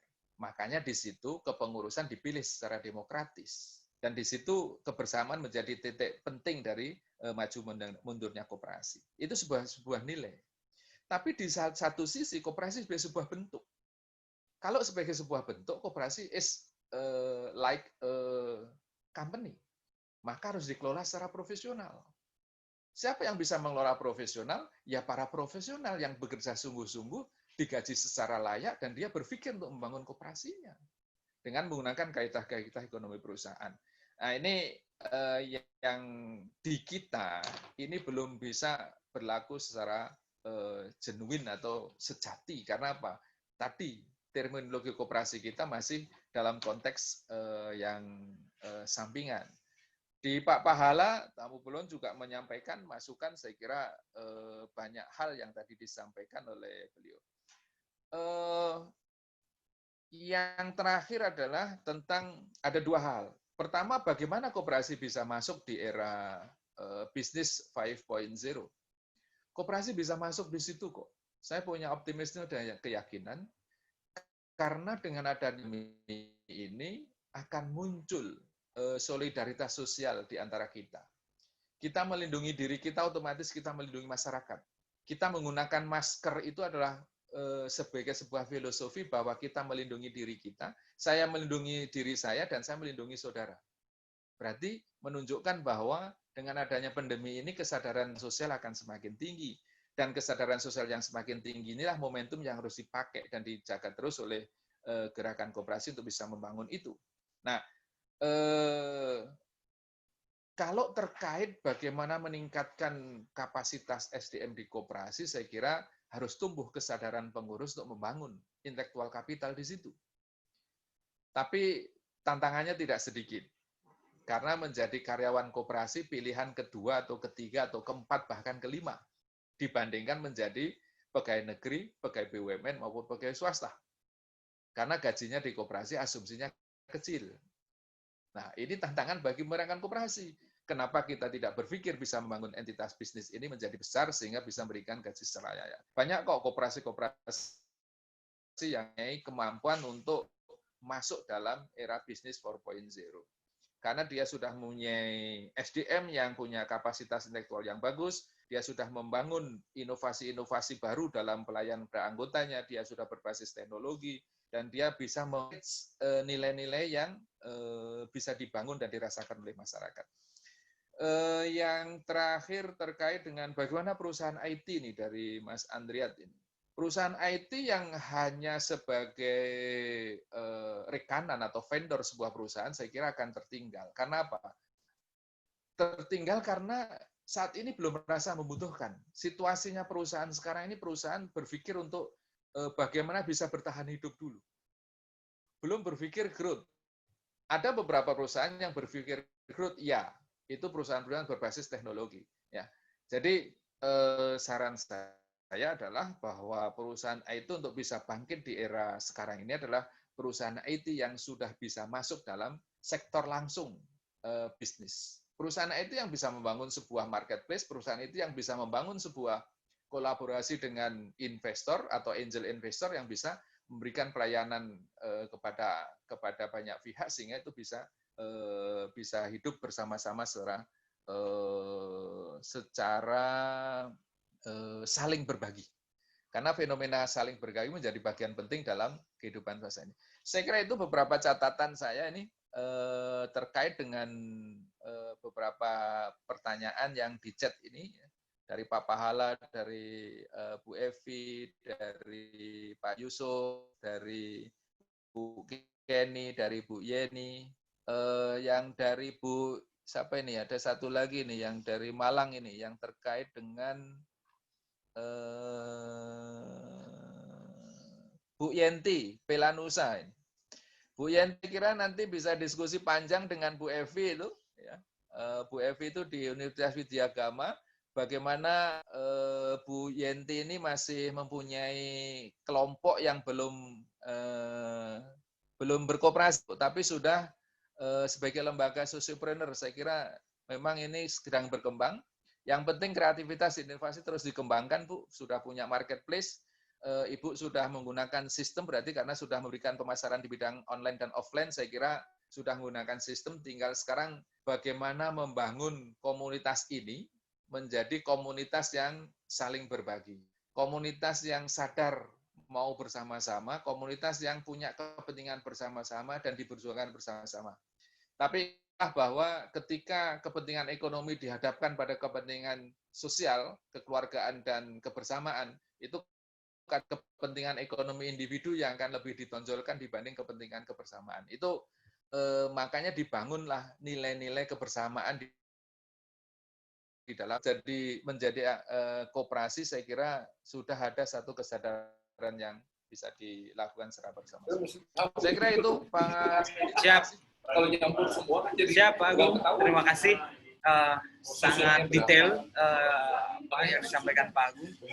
Bagaimana komunikasi dengan berbagai kondisi hari ini kita bisa mengambil sebuah pesan yang cukup dalam yang disampaikan Pak Agung. Nah, selanjutnya saya ke Pak Arsyad. Pak Arsyad mungkin bisa memberikan infus dari beberapa pertanyaan yang masuk dan sebagainya. Kita coba rangkum dalam pemantik yang lebih dalam, simpel dan bisa kemudian mendorong lebih dalam lagi para partisipan untuk membuka cakrawala dan mendorong semua teman-teman bisa menggali lebih jauh lagi. Ada yang bertanya soal customer loyalty, ada yang bicara soal akselerasi kan begitu ya, ada yang bicara soal penggunaan teknologi IT dan sebagainya. Selanjutnya saya persilakan Pak Arsad. Oke. Bisa didengar Mas Om Pendi? Halo? Silakan lanjutkan. Sangat klip.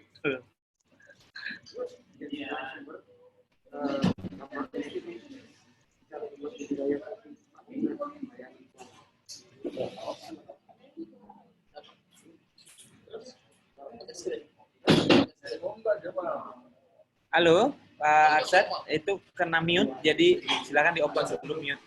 Halo, ya? Ya, Sudah jelas? Sudah, silakan. Oke, saya sependapat dengan Mas Agung bahwa ada dua hal besar yang dibangun dalam koperasi secara internalnya, yaitu adalah organisasi, kapasitas organisasinya, yang kedua adalah membangun usahanya. Dua hal ini adalah two in one yang saling berhubungan. Di wilayah koperasi, di wilayah organisasi, bagaimana kita menumbuhkan anggota secara kuantitas, dan kemudian menumbuhkan anggota secara kualitas, sehingga mereka paham apa, mengapa, dan bagaimana koperasi bekerja untuk anggotanya, dan bagaimana anggota bekerja untuk koperasinya. Dan di mana pula titik relevansi di antara apa yang dikerjakan di koperasi dan apa yang dikerjakan oleh anggota.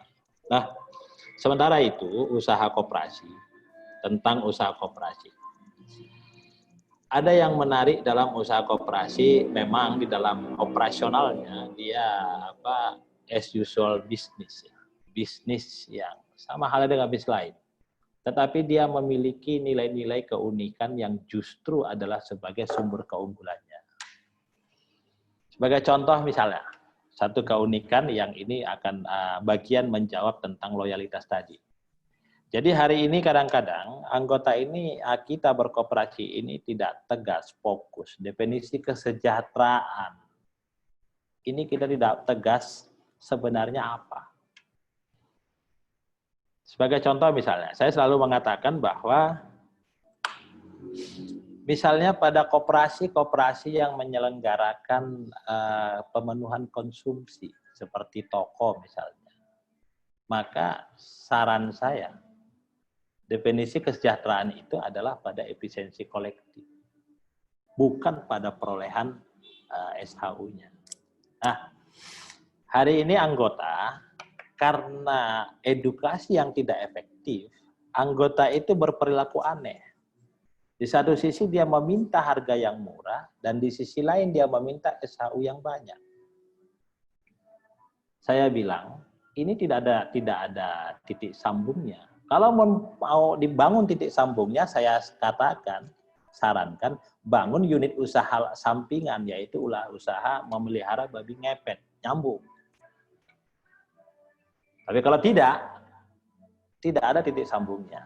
Nah, usaha-usaha selenggaraan koperasi ini harus mempunyai orientasi yang jelas di dalam pengelolaannya. Apakah dia berorientasi pada SHU oriented, ataukah dia berorientasi kepada benefit oriented. Kenapa saya tegaskan ini? Supaya keluhan-keluhan yang tidak nyambung tadi tidak terjadi di kalangan anggota. Di mana mereka meminta jasa pinjaman yang murah, tetapi mereka meminta SHU yang banyak. Saya balik bertanya, yang membuat jasa pinjaman di koperasi tinggi itu siapa? Ya anggota itu sendiri lewat rapat anggota. Bila perlu mau dibuat 0,3%, siapa yang mempersoalkan? Kalau memang itu menjadi kesepakatan bersama. Asal dipahami dampak dari keputusan itu. Ketika fokusnya adalah simpan pinjam, misalnya pinjaman yang diberikan anggota adalah fokusnya mendorong kegiatan produktif pribadi anggota. Sehingga terjadi lompatan pertumbuhan, katakanlah mereka UMKM misalnya, maka diselenggarakanlah pinjaman dengan jasa yang sangat rendah. Nah, jadi disinilah saya katakan fokus usaha koperasi kadang tidak tegas. Apakah dia benefit oriented, ataukah profit oriented, atau kemudian dia adalah campuran. Nah, di salah satu koperasi, kebetulan saya di sana general manager, Toko itu kalau anggota harga pokok.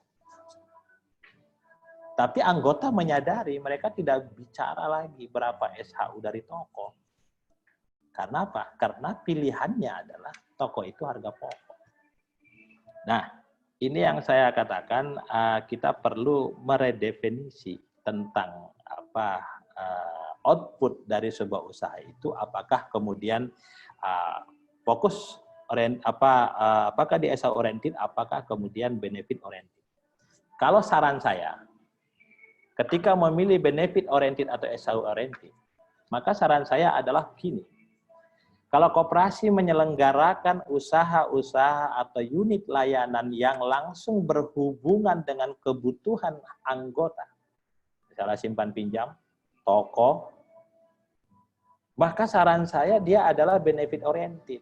Dia tidak fokus pada pertumbuhan SHU. Kenapa saya sarankan begini? Supaya anggota merasa ada nilai beda, ada manfaat yang dia peroleh setiap kali bertransaksi di koperasi. Maka muncul loyalitas. Karena terbukti setiap kali dia melakukan transaksi kebutuhannya, dia mendapati nilai lebih yang tidak didapatkan pada usaha-usaha lain yang menawarkan hal sejenis. Tetapi pada saat koperasi menyelenggarakan sebuah usaha yang fokus marketnya bukan anggotanya, nah contohnya koperasi produksi, di mana anggota memproduksi, katakanlah memproduksi kalau di Banyumas gula kelapa, kemudian koperasi berperan sebagai pemasarannya, koperasi dan anggota berbagi peran, maka jelas yang beli gula kelapa itu bukan anggota, pasti masyarakat umum. Saran saya disitulah profit oriented. Sehingga apa? Sehingga anggota memahami kapan kita bicara efisiensi kolektif, di mana wujudnya adalah harga yang lebih murah, yang mengakibatkan meningkatnya pendapatan real anggota dari jumlah uang yang sama, dan kapan pula koperasi adalah sebagai alat efektif dalam meningkatkan pendapatannya melalui kemitraan apa yang dia kerjakan dengan apa yang dikerjakan koperasi. Nah, ini saran saya harus tegas. Kalau kita nggak koperasi tidak tegas atas usaha-usaha yang dia kelola profit atau benefit, maka selamanya akan terjadi yang namanya ketidaknyambungan.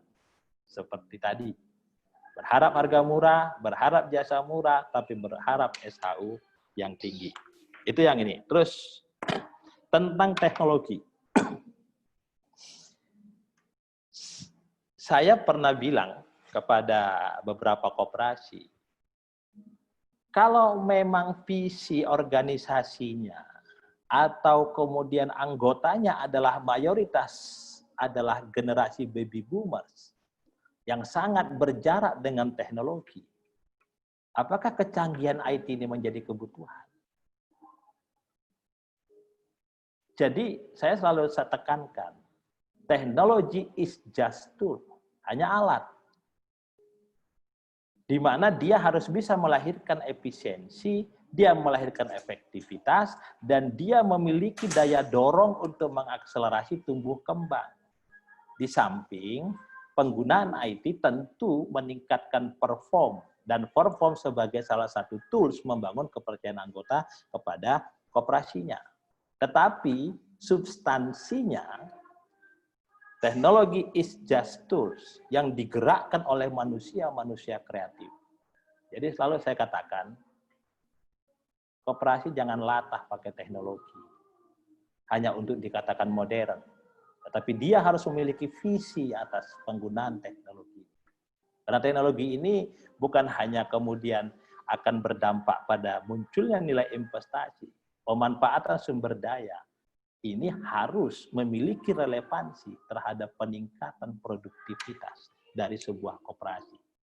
Jadi kalau modern terus tapi ternyata tidak efektif terhadap peningkatan kuantitas dari transaksi anggota atau omset secara menyeluruh ketika anggota koperasi juga melayani anggota yang bukan anggota, misalnya toko koperasi melayani ini menjadi PR besar. Adaptasi teknologi adalah sebuah keharusan.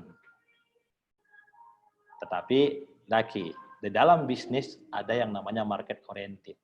Kalau anggota adalah mayoritas adalah kelompok baby boomers, maka mungkin teknologi menjadi tidak relevan bagi koperasi internal itu. Tetapi ketika koperasi anggotanya adalah milenial atau generasi X yang hari ini banyak dipaksa oleh kondisi pasca COVID-19 ini harus ramah dengan teknologi, maka teknologi menjadi kebutuhan. Yang mau saya tegaskan adalah technology is just tools. Dan kembali manusia yang menentukan, sebagaimana filosofi koperasi sebagai kumpulan orang yang mencerdaskan. Terakhir tentang, saya agak tergelitik karena bekerja di koperasi adalah sebuah pilihan kedua. Dan saya mungkin orang tergolong yang terlalu nekat. Ya, kenapa di koperasi ini? Karena memang koperasi mempersepsikan SDM-nya itu, karyawan itu adalah sebagai biaya.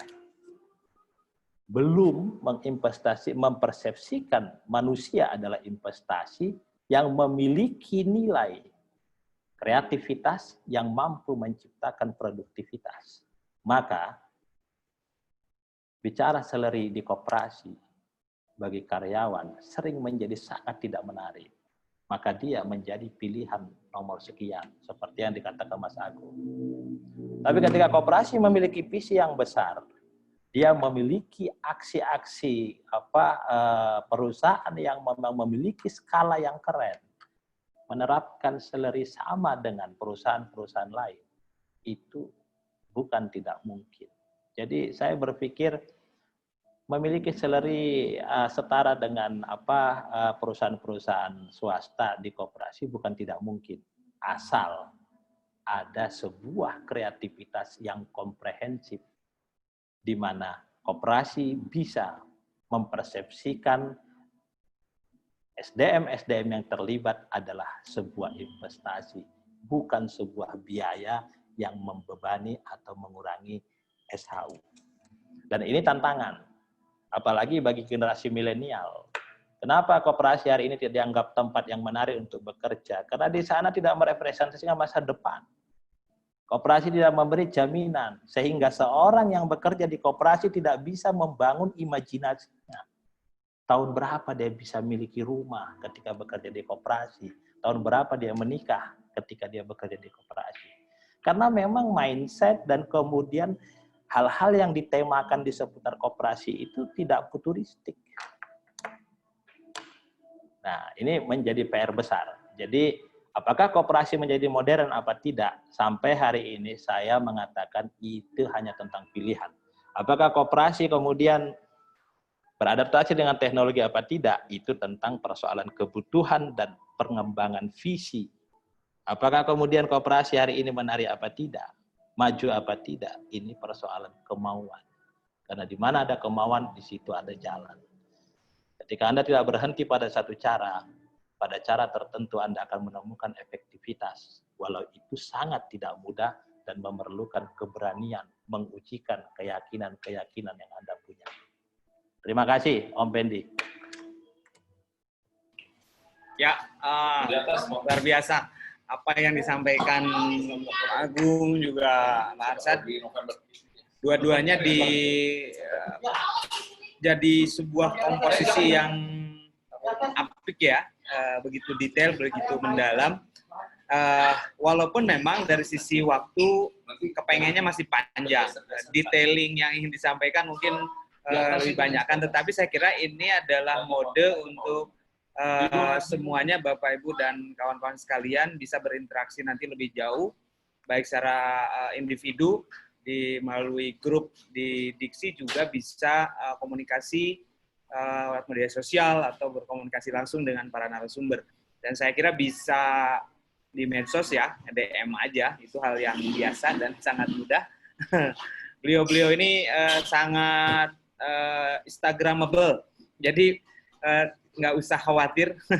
Dan chat yang sudah masuk yang ada kami record dan kemudian nanti jadi bahan diskusi. Mungkin dari Pak Agung juga Pak Arsad akan membuat satu narasi narasi dari akumulasi ini yang kemudian nanti ditebar sebagai sebuah artikel sederhana untuk semuanya, Bapak-Ibu sekalian. Nah, di penghujung session kita, saya kira sebelum kita akhiri, kita semuanya berdoa mudah-mudahan pandemi ini segera berlalu dan kita bisa kembali beraktivitas lebih baik lagi, dan kemudian kita semua tetap jaga kesehatan, stay safety, stay healthy, selalu jaga, dan mudah-mudahan kita bisa bertemu dengan di session-session selanjutnya. Karena Diksi mungkin setelah ini kita akan lanjut dengan materi-materi nanti yang akan disampaikan di minggu depan dan sebagainya. Akan selalu ada beberapa materi-materi keren yang dan narasumber keren yang kemudian akan hadir dan berdiskusi dan berbagi dengan kita semua. Bapak Ibu sekalian dan kawan-kawan sekalian, kita akhiri dulu di session kita hari ini. Saya tidak ingin membuat kesimpulan karena simpulannya begitu banyak, begitu luas, segitu bagus, jadi semuanya pengen saya cerna. Dan sebagai bukti kita hari ini di Hari Kebangkitan, saya kira saya minta semua untuk meng-on-kan kameranya. Kameranya di-on-in semuanya. Ya, lalu setelah semua kameranya on, ya, oke. Masih ada yang belum? Silakan kameranya on semua. Ya, bila kameranya sudah on, kita kepalkan tangan seperti ini. Ini sebagai bukti kita hari ini adalah Hari Kebangkitan Pancasila. Oke, saya capture dulu. Bentar, tahan dulu.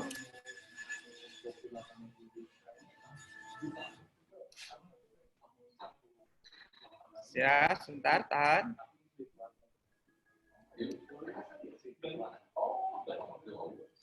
Oke.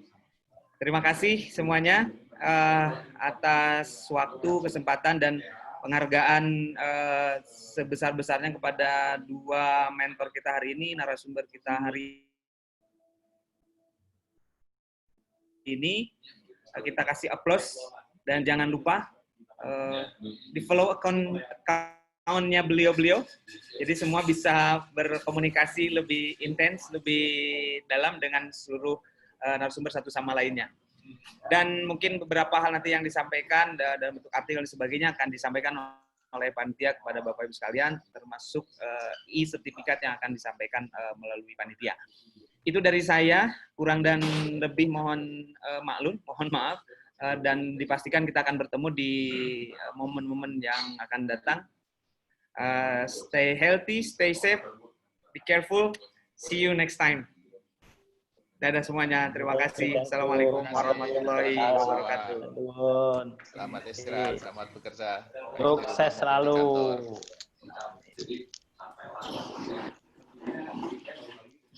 Iya buat semuanya. Sertifikat nanti bisa dibagiin via grup ya. Nanti bisa dikirim nama-namanya. Nanti, dan jangan lupa follow Instagram kita, nanti bakal akan ada event-event selanjutnya yang lebih menarik dengan banyak materi lainnya, dan kita tidak akan berhenti belajar koperasi hanya dari ini. Terima kasih semuanya. Wassalamualaikum warahmatullahi wabarakatuh. Waalaikumsalam.